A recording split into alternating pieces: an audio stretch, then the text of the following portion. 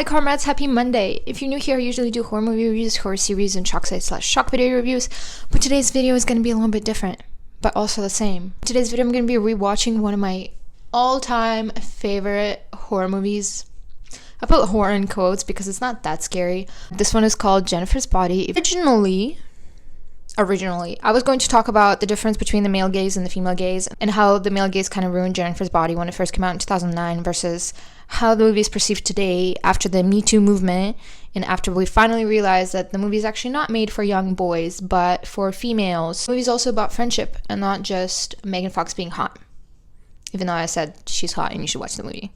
Anyways, I wrote an entire script thinking that that's what I was going to make a movie about, but then I realized how boring that would be, and it would kind of be like a video essay, and I'm not a video essay type of channel. I'm a channel where I just talk. So what's better than just rewatching the movie with you? And kind of, I'll kind of try to include my script into... Oh, if you don't know what the movie's about, because I don't think I ever got into that, basically stars Megan Fox. Her name is Jennifer Check. She's a cheerleader at a high school. Can you be a cheerleader at a high school? Well, yeah, you can be a cheerleader at a college, right? And like for NFL and stuff.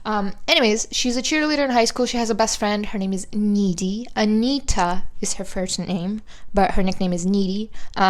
She's played by Amanda Steinfeld. I never knew how to pronounce her name. Amanda, the blonde girl from Mamma Mia. One night, Needy and Jennifer, they go to a bar. Jennifer gets taken by the band because she's hot and they think she's a virgin. She basically just gets intoxicated and goes into their van. She gets taken to a forest, and then the band sacrifices her because they want to be famous. But because she's not a virgin, a demon possesses her. And then Jennifer becomes thirsty for blood that only boys can suffice or whatever, and she starts eating boys around town, promising them sex and luring them in the forest and stuff. There's a scene in the movie that we're going to talk about later where she lures a guy into the forest and then kills him. She literally does that. The movie is mostly about Jennifer's and Needy's friendship and how Needy has to basically save everyone from Jennifer so that she stops eating boys, even though they're placeholders. I'm getting ahead of myself. So yeah, I'm just going to watch Checkin whenever I want to. Okay, see you soon. I just started the movie and we met Needy in prison. This is basically the end of the movie is in the beginning of the movie. That's how the story works. And I just realized something. Jennifer's body is not about Jennifer. It's about Needy. This is her story. Does anybody remember Chris Pratt in this movie? This is weird. So Jennifer got taken by a weird band. 89 rapist. And it is Jennifer.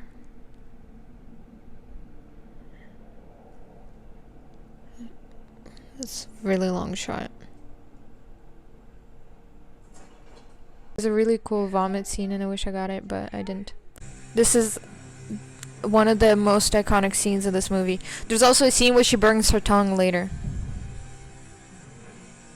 It's really good. I hate how her hair splits. I wish they just retook it and didn't let her hair split. But yeah. This iconic scene. How do I balance this? You know what would come really handy right now? That tripod I got. Oops. Okay, check-in time. We're halfway through the movie. So it's check-in time. What do you think about the movie? Cheesy. Is it what you expected? Pretty much. I thought it would have been more like John Doe or Who? Jane Doe, whatever that movie was. Oh, like a zombie movie? Yeah. I mean, it kind of is a zombie movie because she's weird. But also kind of normal. Kind of normal, yeah. This movie was advertised as a super sexy movie for boys. Wow. And it ended up about a girl that eats boys. Super sexy. Yeah. And first reviewers said that because it was targeted to a male audience, first reviewers said that they wanted more nudity in it. And that's why they made a poster super revealing. But then she never even wears that outfit. I think that was their idea, to make it look sexual so guys would watch it, so then it'd be more scary for the guys because she's only eating guys. I guess. So what happened in the movie? Jennifer ate her first victim, or as far as we know, that was her first, the football player guy. And it's been a month, and she's about to eat someone else. Also, she likes boys that Needy likes. They have a really weird friendship. Here's her next victim. And for some reason, he went to the address that she gave him, which is literally an abandoned house. So I'm taking a little break from the movie to make dinner. The movie is not about the hot cheerleader girl. It's about her quote-unquote ugly friend. And in the beginning of the movie, we were first introduced to Needy instead of Jennifer. And it's a story about how her friend basically gaslights her. Jennifer does really gaslight Needy because she makes her believe that none of the things that she sees are actually happening. For example, when Jennifer breaks Needy's car, basically, after killing that one guy, breaks into her room, starts making out with her, and is like, nothing ever happened, what are you talking about? Is that not gaslighting too? I think that's gaslighting. So speaking of Jennifer, after what happened to her was kind of explained a little more, she is not just, my pasta is about to explode, not just a girl who eats boys. She is attacking boys because she was attacked by boys in the beginning of the movie. She also uses her sexuality to her advantage because she basically survived because she was not a virgin. Right? So the whole ritual had super rapey vibes to it, and I think it was supposed to be a metaphor of some sorts. That's why when Jennifer does come back, she's kind of traumatized. That's why she starts eating boys. It's kind of interesting how she's not traumatized by the fire, but she's traumatized by what happened to her. So remember how I said that...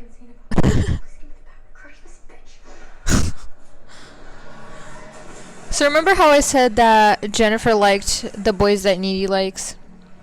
She liked Chip too, and now he's gonna be dead.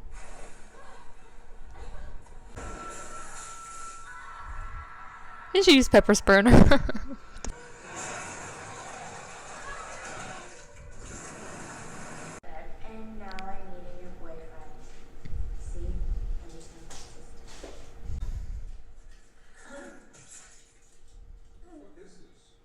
I don't think that's where her heart is. Look, she just got stabbed, but I don't think that's where her heart is. God, she's still alive. Jennifer ran off after getting stabbed in the stomach because he couldn't aim for the heart, and now he's dying. She watched her boyfriend Chip die, and then she just went home and is laying on the bed. So now she's gonna figure out how to kill Jennifer. They're not best friends anymore.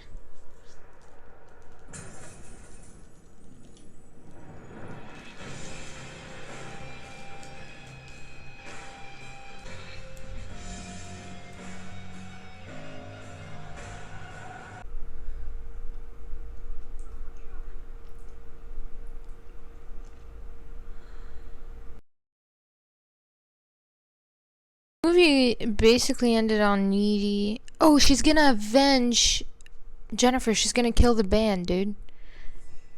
She broke out of the prison, whatever, because now she can use her demon powers because she was bit by Jennifer when she was possessed by a demon. And now she's gonna go kill the band. Just like that, the movie's over. If I had to, I would rate it a 10 out of 10. Actually, a female-made movie written by a woman named Diablo Cody, and she was the one that wrote Juno, and she got an Oscar for it. And then a year later, she basically was able to do whatever she wanted, so she made Jennifer's Body. And I am so glad that we were blessed by this masterpiece. Anyways, if you stayed this long, I really hope you subscribe because it posts pretty often, at least once a week, unless it's like last week and I am dead. If you like this video, give it a like, and I really hope to see my next video. Bye, comrades.